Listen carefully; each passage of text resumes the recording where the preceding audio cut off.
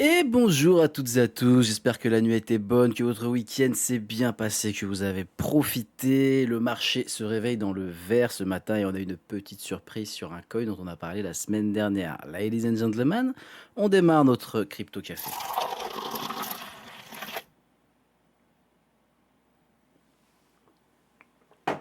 Allez, ladies and gentlemen, on attaque avec, comme d'habitude, notre ami le Fear and Greed Alex, qui est à 41 ce matin. Bon, avec ce qui se passe là actuellement, je pense qu'on va monter un petit peu aujourd'hui. On va voir. Attention, hein, rien n'est sûr, comme d'habitude. On reste détendu. Ce qu'on note la semaine dernière, pour la semaine dernière, eh ben, écoutez, c'est au niveau des ETF.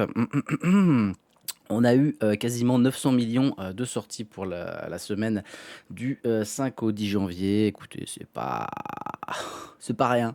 Hein, clairement, c'est pas rien. Quasiment 1 milliard qui sortent des ETF encore. Ce qu'on remarque, c'est que depuis décembre, hein, on n'a que de la sortie. On en avait eu énormément août, novembre. On a eu très peu d'entrées. Donc là, on est quasiment à 3 mois avec de la sortie. Malgré les quelques entrées qu'on a pu avoir la semaine dernière, c'est pas fou. Tout ça à côté de la Bitcoin dominance. Écoutez, on a 58,6%, Ethereum à 12,1% et les autres, comme vous pouvez lire, à 29,3%. Côté du prix des cryptos, écoutez, ce matin, on a quand même un petit up, hein, ça fait plaisir. On a un Bitcoin à 92 000 dollars, un Ethereum à 3160 dollars qui prend un petit 2%, Solana qui prend 5%. Ce matin, on est à 143 dollars. ADA qui est sous les 40 centimes toujours. Et la petite surprise dont je vous parlais, eh bien, écoutez, c'est Monero. Monero qui a quasiment touché les 600 dollars cette nuit. On est quasiment à 17% et 32% sur la semaine. Bon, on en a parlé la semaine dernière avec ce qui s'est passé sur Zcash. Zcash d'ailleurs qui est juste ici, qui reprend quand même un petit 10%. On est à 414 dollars. Il avait bien chuté, hein. Là, on est toujours à moins 17% sur la semaine. Forcément, quand il y en a un qui prend, l'autre perd, et l'autre qui perd, et ben l'autre prend. Voilà, tout simplement. Pourquoi? Parce que c'est les deux plus grosses crypto-monnaies axées sur l'anonymat. Je vous avais dit que j'avais quand même une préférence sur XMR avec ce qui s'était passé. On pourrait avoir de très belles choses dessus. Bah écoutez, voilà, c'est fait. Même pas une semaine, c'est magnifique. Bon, on a eu un petit coup de pouce de Vitalik, mais on va en parler juste après. Juste après, pour voir un petit peu tout ça, ladies and gentlemen. On a Canton qui pousse un petit 16% ce matin. Bon, petit 16%, 15%. Allez, 16%, c'est magnifique. On est quasiment à 15 centimes.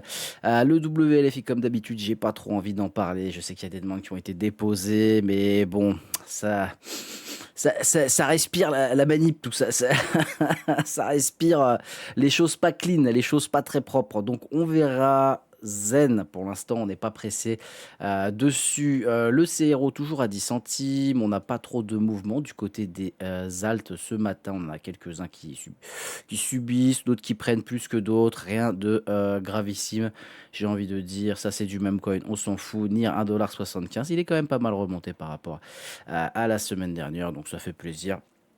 On a Polygon qui perd 12% ce matin. Bon, il avait fait un giga up, hein, un peu giga up comme ça.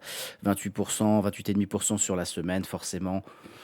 Ça a le mérite de corriger un petit peu. Ça sera plus sain pour continuer si on continue dessus. Rien de plus sur les altes pour le moment, hein. On a fait le top 50. On va pas aller plus loin. Ça sert à rien pour le moment. On est lundi. Restons zen. Restons zen et ça va le faire. Côté du calendrier économique, écoutez, cette semaine, aujourd'hui lundi, bon, c'est férié au Japon, mais il n'y a pas d'autres news intéressantes. Demain, mardi, on a les IPC. Alors là, ça va secouer. Les CPI mensuels, annuels et IPC Core à surveiller très fortement, ladies and gentlemen, parce que c'est des résultats très importants aux US, d'accord? Donc bon, là, ils attendent quasiment pas de mouvement dessus par rapport aux prévisions et aux précédents. On verra ce que ça dira. Pour l'instant, moi, j'en suis pas sûr. J'en suis pas convaincu. En début d'année, généralement, ça bouge quand même beaucoup. Mercredi 14, on aura les prix à la production, les ventes au détail classiques et principales. On aura les stocks de pétrole brut, bien évidemment, toujours à regarder. On avait eu une grosse baisse, la semaine dernière, donc à surveiller fortement. Et enfin, jeudi, on aura les PMI manufacturiers et l'indice manufacturier de la fête de Philadelphie. Donc ça va bouger, ça va bouger, ça va bouger. Très clairement, cette semaine, on est en plein milieu de mois de janvier, premier mois. Vous connaissez pour la plupart ce qu'on appelle le January Effect, hein. Donc attention, attention, attention, attention. Cette semaine également, sur le secteur traditionnel, on va avoir les résultats de grosses boîtes comme JP Morgan, Bank of America, la Wells Fargo. On va avoir Morgan Stanley, Goldman Sachs, BlackRock. C'est pas mal, c'est pas mal. On a des gros résultats qui sont attendus, donc à surveiller, puisque ça peut faire bouger pas mal de choses, vous le savez. Là, on parle de très très grosses boîtes d'investissement. Donc, surveillance totale là-dessus. On verra ça chaque matin quand ça sortira, ou sinon en story sur Telegram. Vous connaissez un petit peu le principe. Maintenant, côté des news crypto, allez, on attaque directement avec la news qui, je pense, a aidé un petit peu aussi Monero à push dans tous les sens. On a Vitalik Buterin qui met en garde contre les poursuites contre les développeurs de logiciels dans l'affaire Tornado Cash. Bon, vous savez que Tornado Cash, c'est notre fameux mixeur de crypto, hein, ce qui permet de, comment dire, de mettre nos cryptos. On va dire que c'est un mixeur. Allez, ça fout vous foutez vos cryptos dedans, vous les ressortez, elles sont clean, entre guillemets. C'est une immense laverie à crypto, entre guillemets. Ça peut servir à plein d'autres choses, mais c'est vrai que publiquement, on parle beaucoup de ça. Donc, bon, bah, il y a des attaques qui sont faites, il y a des poursuites, pourrait y avoir de la tôle, blablabli, blablabla. Vitalik se positionne, il s'était déjà positionné avant, mais là, il se positionne vraiment bien comme il faut avec les devs. Donc, bonne chose forcément, hein. Bah, l'anonymat, on veut de l'anonymat, on veut conserver de l'anonymat sur la crypto-monnaie. Avec tout ce qu'on a actuellement, forcément, c'est pas très si facile que ça. On a de la régulation. Hier, on a fait le live sur la DAC 8 où je vous expliquais que justement on n'était plus anonyme, mais on a des pseudonymes. Il faut savoir que tout est retraçable sur la chain.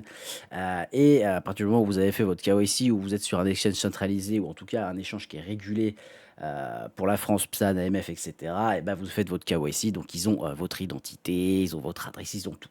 Donc oui, on a des pseudonymes, on n'est plus anonyme réellement sur la chaîne, à moins d'utiliser que des outils d'anonymat. Alors là, par contre, c'est encore autre chose, c'est beaucoup plus compliqué. En tout cas, bah écoutez, cette affaire, c'est pas mal. Ça fait du bien aussi au secteur d'avoir une des grosses têtes de la crypto qui se positionne en faveur de Tornado et de l'anonymat. Ensuite, on a le cofondateur de PumpFun qui déclare que le modèle des frais a échoué et annonce une refonte du système sur Pump Fun. Donc, bah voilà, c'est pas foufou pour eux. À voir ce que ça va donner. Beaucoup de personnes attendaient pas mal de choses de cette plateforme et de ce token.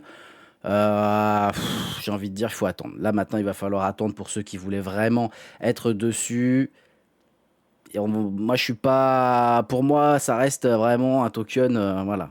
Faut le laisser loin. Ça peut redonner de l'engouement sur l'écosystème Solana, bien évidemment, mais ça reste du même coin, ça reste du shitcoin. C'est pas ce qui m'intéresse très clairement et personnellement. Ensuite, on a Solana qui a publié un correctif critique pour la version 3.014 et qui exhorte les validateurs à mettre à jour immédiatement leur version. Il y a eu un petit souci, comment dire, sur la mage des validateurs. Donc ça peut engager pas mal de problèmes sur une blockchain, d'accord. Si Solana dit mise à jour urgente, c'est que ça pue. Très clairement, c'est que ça pue. Bon, ça s'est pas retranscrit sur le graphique pour le moment, en espérant que tous les validateurs aient fait cette mise à jour et qu'il n'y aura pas de retard ou plus de problèmes. Parce que ça, c'est le genre de truc qui peut vous foutre une blockchain en rade pendant quelques heures. Et vous savez comment les gens réagissent quand une blockchain est en rade pendant quelques heures. À voir. À voir, à voir, à voir. Pour l'instant, il n'y a rien de plus à se prendre la tête. Côté, allez, des graphiques ce matin, on regarde un petit peu notre ami le Bitcoin en contrat à terme, donc le CME. Regardez, je vous avais dit la semaine dernière, voilà, on devait aller revenir chercher ce petit gap daily. C'est magnifique, on est allé le chercher, on l'a clôturé sur la semaine après avoir fait notre beau lundi 5 là, bien comme il faut. Hop, on a corrigé, on a repris. J'aurais bien voulu qu'on vienne chercher toujours cette petite zone, hein, parce qu'on sait qu'il y a beaucoup de personnes qui sont positionnées ici. Maintenant, si on n'y va pas, c'est pas grave. Encore une fois, hein, le plan dans les grandes bases, ça serait de venir rechercher au-dessus de ces EMA-là pour ensuite peut-être retomber. On verra, il y a toujours une possibilité d'aller un peu au-dessus, de travailler et après de s'écraser. On verra, ce n'est que de la spéculation pour le moment. On est dans des zones un petit peu, on va dire, on est toujours dans cette espèce de range. Solana, bah écoutez, Solana qui se porte pas trop mal, il faudra faire attention quand même. Au niveau du RSI, on est quand même assez haut. On peut aller chercher plus haut, hein, on pourrait se permettre, hein, ça, 1, 2, 3, 4, 5. Normalement, on casse, on va chercher un peu et après, on verra. Côté d'Ethereum, petit push ce matin, très timide aussi, hein. C'est pas foufou, on est en daily, on sent qu'il y a quand même une belle accumulation. On a deux belles trendlines, laquelle va péter, laquelle va fake. Ah, j'en dis pas plus pour le moment. On verra ce que ça dira. Et enfin, bah écoutez, voilà, hein, le XMR. Bon, là, je suis en weekly.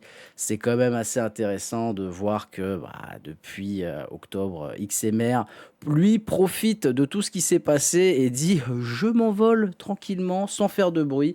Et ça fait plaisir, surtout quand on voit ce qu'on a créé hier. Hier, en plus, on en parlait en live. Donc c'est assez marrant, hein. Hier, on a quand même fait une jolie bougie de 18,75%. Écoutez, j'ai envie de dire, c'est magnifique.